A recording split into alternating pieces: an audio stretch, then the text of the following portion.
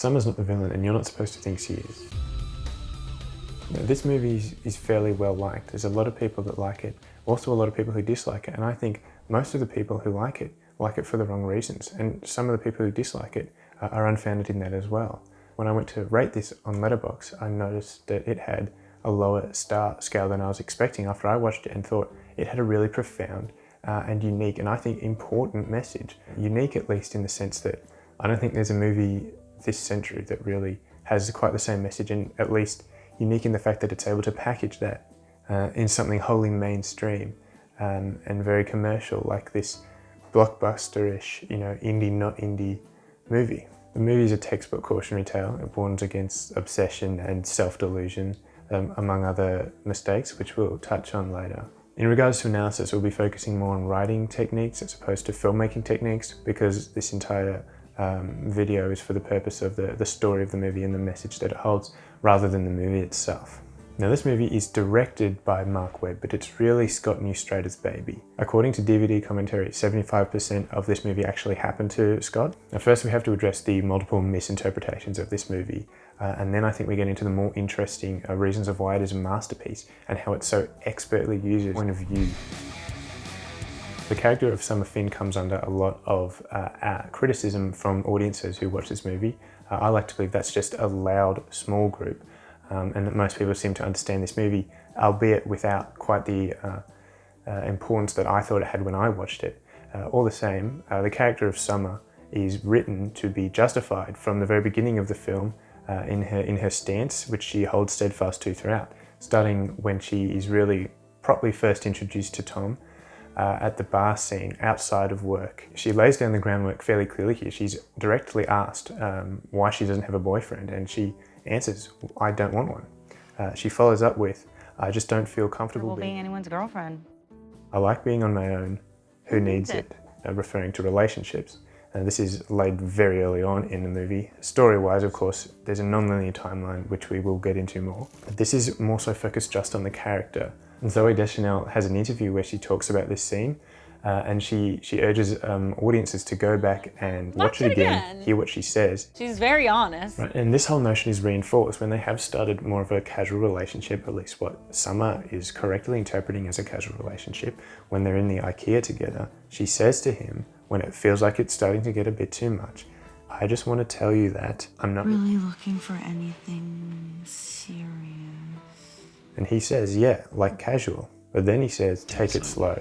And this is what we'll start to get into later, is Tom is starting to reframe events in his mind to be how he wants them to be, not how they actually are, which is not all of, but an important part of the message of the film. And about 20 minutes later on, they have this sort of confrontation scene where Tom's fairly angry in this scene, and Summer says, I just want to be friends, but she's cut off. Tom sort of yells out, no. She follows that up with, I just don't want a relationship. Another thing that Zoe Deschanel says is that Tom is so fixated on this person that they've created a relationship beyond what's actually happening to them. And this ties in to what we'll talk about later. And this direct communication continues, and there's another example of that about 48 minutes into the movie, where they've just had that big argument. And Tom says, I need to know that you're not going to wake up in the morning and feel differently.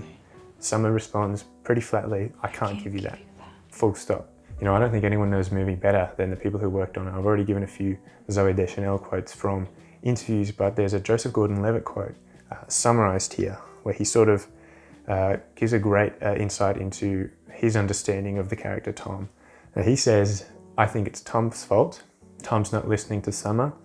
If you ask what's the message of the movie, and what I take away most is, you have to really listen, and when you hear something that doesn't fit in to what you wanted to hear, you still have to update your thinking. I don't think communication is the message of the film as such. Something I think a lot of people neglect to think about is that Summer is of course her own person too, as a character, and she's perfectly entitled to engage in a friends with benefits sort of relationship with this guy. The character's there because they want to be, but she doesn't then lead him on. She definitely doesn't conflate their relationship to be anything that it's not, like Tom does. Now, to play devil's advocate for a bit here, there is sort of a few reasons as to why it is understandable that people might have misread this text in the way that they have, thinking that Summer is the villain. The first one being that the writer, Scott Neustrader, initially started out with a more ideology akin to that of which some people read this text as being an anti-Summer, where she's the antagonist of the film. But it did change as the process went on, and of course by the time it's released, it is as described now. And he actually goes into this in an interview for an American film university. Then the next reason is that there is the text at the start, the Jenny Beckman text, which I think is the strangest one that probably just shouldn't have been left in there. It definitely confuses people and it confuses the message of the text. It's the only real issue for me. And then finally, point of view, which we will really start to get into now, which is how the film is really told one-sided from Tom's perspective. And we get another good quote from Zooey Deschanel. Summer is a three-dimensional character, but that plays in like 2 dimensions in the context of the film. a lot of who she was doesn't play on camera. And the final quote from Zoe, why would you hate her, Summer, as a question asked to her, and she responds, Well, it's a testament to how well done the movie was. this refers directly to the point of view. Now, another perhaps less important and far more forgivable misinterpretation of this movie, because of the audience reaction previously discussed, is to believe that the anti-Summer view is the intended view, which it categorically is not. The idea that a movie could hold this kind of ideology is really just nonsensical. At some point you have to recognize a text which was produced over several years and had hundreds of people working on it, just isn't going to have this kind of nefarious, ill-natured ideology buried in with it. And the comprehension you might have after 90 minutes of watching the movie and 10 minutes of writing the review isn't going to hold up against any deeper inspection. This movie was made in 2009. It has a couple of unfortunate signs at the time, things that we just have sort of learnt not to say anymore. There's only 2 kinds of people in the world. There's women and there's men. 2009 wasn't that long ago. No mainstream media product is going to have this kind of anti-Summer, Tom apologist ideology that some people seem to think it has. No one is going to write that. No one is going to film that. No one is going to make that. And most importantly, no one is going to produce that. No one is going to fund that. It's the kind of thing that the institutions, for the most part, are able to weed out. We don't get those ideologies in mainstream text for the most part. Of course, the entire previous section on why Summer is completely justified in her behavior as a character also serves to defend Scott Neustradter, because he of course wrote the character and wrote them to behave in these ways. Furthermore, like the allegation, which is that Summer is a manic pixie dream girl, Scott Neustradter is asked that question in the interview that he does with the American Film School, and I recommend anyone check out his answer if they're curious about that. Of course, any previous devil's advocacy also applies here, so misinterpreting this because of the Jenny Beckman text at the start or the way that the script started out more opposed, it's understandable how that would still come through, seep through, and affect people's readings of the text now. And the point of view stuff, that leads on to this film's mastery. Now, the whole point of view from solely Tom's perspective starts right at the beginning, whereby the audience are in turn brought along to hold either the same or a similar perspective as Tom. Now, the movie has got a non-linear timeline, right, with its, I suppose, famous system of days where it switches back and forth. The first day visible to audiences in the running time is day 488, where the ring is visible. In this shot, the creators are sort of intending to take the audience on a path of ambiguity, which will eventually be taken over completely by Tom's perspective. Because at that point, there is, of course, the ambiguity is the character Summer married to someone else, or is she going to become married to Tom? Is that the conclusion? Even though we as the audience on a first viewing are told outright that this story does not have a happy ending, we still, because of the use of POV, inclusions such as this wedding ring scene really early on, think, as Tom does through the whole time, incorrectly mind you, that there's a chance, there's hope that they will get back together, that they'll sort it all out. Only 7 minutes into the movie, we have this scene that's really late in the chronology of the film, where Tom is really upset and he's throwing the plates around the room and he says to his friends, I want to get it back. And this frames the objective for the character and helps with the point of view of the audience for the entire rest of the film. And this whole hope that they're going to get back together, with the X number of days being left, the ambiguity of the ring, is consistent throughout. One such example of that is someone catches the bouquet. And that's at the point where Tom doesn't know that she is with another guy, but of course, we don't know that either as the audience. So Tom used this as a sign that they're going to get back together, and because we don't know, the audience, we don't know that there is anyone else involved, we also think this as well. Again, our point of view is matched to Tom. So that's where we really start to get into the lesson of the film, and that's where he doesn't expect this relationship to ever break off.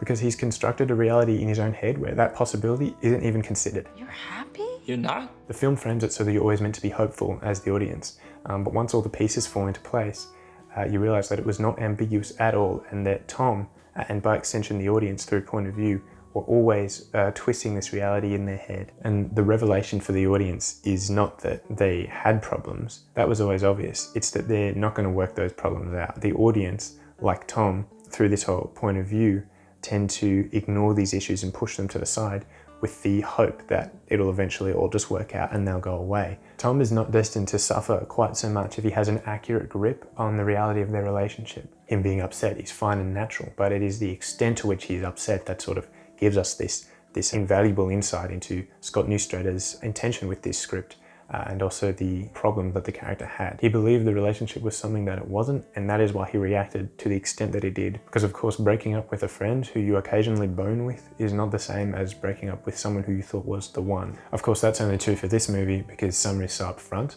If she was leading him on in any way, of course, that would be a completely different story. One in which it wasn't Tom's fault. The lesson for audiences is not to make the same mistakes as Tom. He idolizes, he obsesses, he romanticizes, he idealizes, and he self-deludes. There's a couple good quotes as well that give further insight from the other characters. Everything that Vicky says the day Tom goes on after Sum is completely based. She's got a very accurate assessment of the whole situation there. And of course, the wise child, everything that she says to Tom is accurate advice and pertains to these morals and lessons. Now, the audience don't know these lessons yet, and it's only really at the end when we have that scene with Tom and Summer in the park where you get this huge wash of realization come over you as you sort of, or at least I sort of, not articulated well, but there's just this wash of understanding and sudden realization for the whole purpose of the text, and just like it was always this one way, which was not how I was interpreting it, and then followed up by a sudden resolve to never make these mistakes again. And now, of course, from a more analytical perspective, that scene gives some more important information. The conversation the two characters actually have gives much further insight, because Tom says, like, oh, you don't want to be named anyone's girlfriend, and now it's like, what? Like, he's really shocked, and this is right before you get that realization where Summer sort of explains, that is exactly right, because she says that line to Tom where you were right about one thing, and that is, of course, the film's simpler message that love is real, because she wasn't, in love with Tom, she didn't believe in it, but then suddenly it just happened to her. And Scott Neustrader, in that interview, he has a quote, you can't make someone love you, but that doesn't mean that there isn't love in the world. So, and that's, of course, him referring to the whole marriage scene. And that's why that ending with the autumn is actually important, for all its perhaps deserved criticism. Now, I initially thought it was just studio meddling to give this a standard happy new equilibrium, and possibly that's still the case, but it is also important because it's the only way we get to see that Tom has actually learnt these lessons, that he's willing now to go into a relationship that he does not believe to have any higher significance. That's pretty much the crux of it. All I really want you to do is go back and rewatch the movie, having listened to what I've said, and perhaps re-rate it, because I really do genuinely believe this is like a great masterpiece, and should be regarded as such.